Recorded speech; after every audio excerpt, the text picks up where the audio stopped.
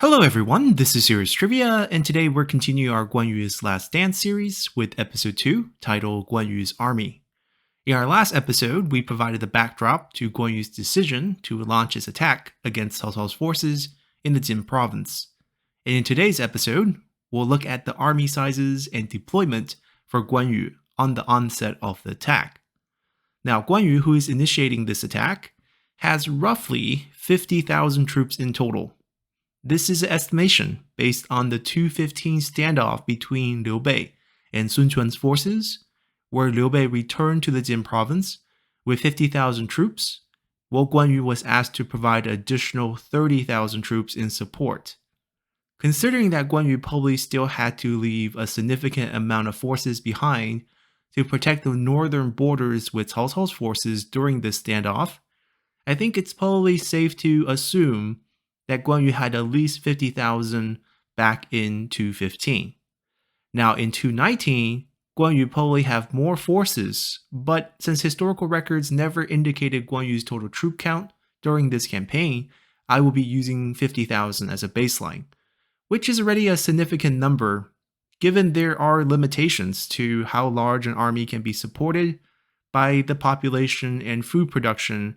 in the 2.5 commanderies of the Jing province that Guan Yu still held after the Treaty of Xiang River. If we look at just the population, the southern half of the Nan commandery had roughly 400,000 residents,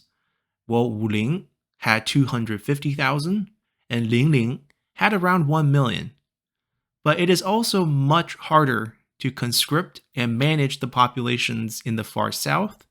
so it would make much more sense if the majority of Guan Yu's forces were actually sourced from just the Nan commandery. And considering how the Treaty of Xiang River gave away roughly 1.6 million population over to Sun Quan that had originally resided in Changsha and Guiyang commanderies, it was likely that Guan Yu's total troop count didn't change too much between 215 and 219, since whatever he gains, he loses from the support side by losing 1.6 million population over to Sun Quan. Now, at the onset of this campaign, Guan Yu had to leave behind officials Shi Ren and Mi Fang in charge of the cities of Gong'an and Jiangling, respectively, to help defend the borders against Sun Quan's forces, while also in charge of the logistics of supply transport for Guan Yu's armies during this campaign. From historical documents between Lu Meng and Sun Quan, we know that at the beginning in July of 219, when Guan Yu first left, he did leave behind a significant force with Shi Ren and Mi Fang, as Guan Yu simply did not trust Lu Meng and was concerned about a potential backstab from Sun Quan's side. Now before we move on, we also need to provide a bit of background on Shi Ren and Mi Fang. Shi Ren, who hails from the You province in the north, was an early member of Liu Bei's army, even from the Yellow Turban days, and someone who was valued by Liu Bei. While Mi Fang was the younger brother of Mi Zhu and the brother-in-law to Liu Bei through Liu Bei's marriage to Lady Mi. While his brother had accompanied Liu Bei into the Shu lands for the Yi province campaign and already held the rank of Anhan Jiangjun, or the general who brings peace to the Han, Mi Fang was still a subordinate of Guan Yu, as he had been left behind to help defend the Jing province. But to be fair, Mi Zhu merely held a fancy general title,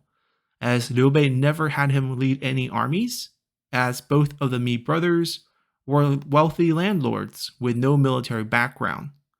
And Mi Fang was the administrator of the Nan commandery,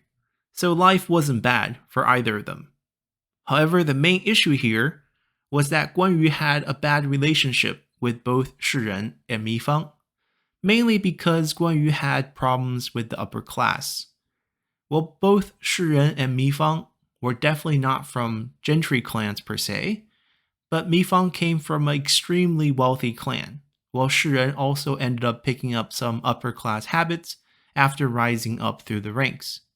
Meanwhile, given Guan Yu's uprising as a teenage fugitive and his life as a career soldier for the last 30 years,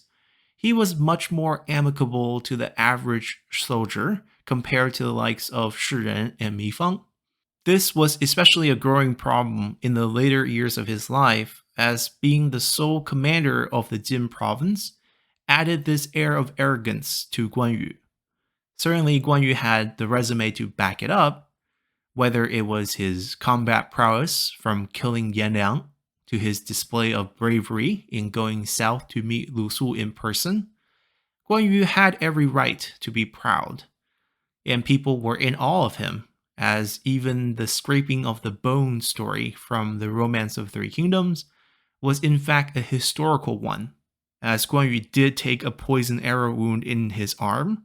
and had to have a doctor scrape the poison off his bones. And he did in fact have this operation during a feast with the rest of his officers without showing an ounce of pain. Now, the only difference between the historical version and the romance version is that the legendary Dr. Hua Tuo was not the one who performed this operation, as Guan Yu just had a regular army doctor do it. But despite his accomplishments, Guan Yu was a difficult boss. And with Liu Bei taking Zhuge Liang, Zhang Fei, and Zhao Yun away from the Jin province, there was really no one left to keep Guan Yu in check. In fact, the only suitable military officers Guan Yu had left was his eldest son, Guan Ping, and officers Liao Hua and Meng Da. Guan Yu did have a younger son in Guan Xing, but he had left for Shu with Zhuge Liang, as Zhuge Liang was extremely fond of Guan Xing, and Guan Yu also felt the youngster could learn a lot by serving in Zhuge Liang's army. And for Dynasty Warrior fans, Guan Suo is an entirely fictional son, as Guan Yu struggled to have sons in his early years, as we know from historical records that on the eve of the Battle of Xiapi in 198 against Lü Bu, Guan Yu had actually approached Cao Cao asking for one of the enemy officer's wife as a prize after the battle, as he was looking for a divorce on the grounds that his current wife was not producing any sons.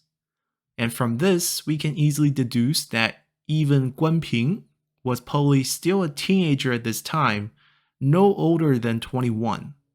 Also, Guan Ping is not adopted historically, as the storyline was only an invention of Romance of Three Kingdoms. And that really leaves Guan Yu with only two reliable officers in Liao Hua and Meng Da. Yet following Liu Bei's victories in Hanzhong, Guan Yu had to send Meng Da with 4,000 troops westward to help Liu Feng secure the Shangyong region, which means in the end, Guan Yu had just Liao Hua at his disposal and 4,000 troops less. Now, Liao Hua, unlike his depictions in Romance of Three Kingdoms, was never a member of the Yellow Turbans. He was actually from quite a notable clan in the Jin province with the surname of Chun, but due to various reasons involving the chaos of the Yellow Turban Rebellion and Dongzhuo's reign, he ended up being forced to change his surname to Liao, and eventually joined up the ranks of Liu Bei's army. So combining all the facts here, my best estimation of roughly 50,000 force for Guan Yu, knowing that 4,000 are known to have gone with Meng Da to Shangyong, and if we leave roughly 15,000 to 20,000 behind in Gong'an and Jiangling to protect Guan Yu's flank from Lu Meng, which from Lu Meng's records of saying a significant force is left behind, it makes sense that you have at least 15 to 20,000 in this area. And if we sum all that up, it leaves Guan Yu roughly 25,000 to 30,000 troops to launch his attack on Xiangyang and Fan City. Of course, the numbers here could be a bit higher, but I feel like this is definitely a good baseline to use for our discussion going forward. And as the battle develops, from different things like taking in prisoners, we can have a better estimation of Guan Yu's actual troop count as we continue with our series. But with this, we're going to end our episode here and continue next time with Cao Cao's response to Guan Yu's attack and the deployment figures for Cao Cao's side as they scramble to find reinforcements to help Cao Ren. So hopefully you enjoyed this episode, and I'll see you all next time. Bye!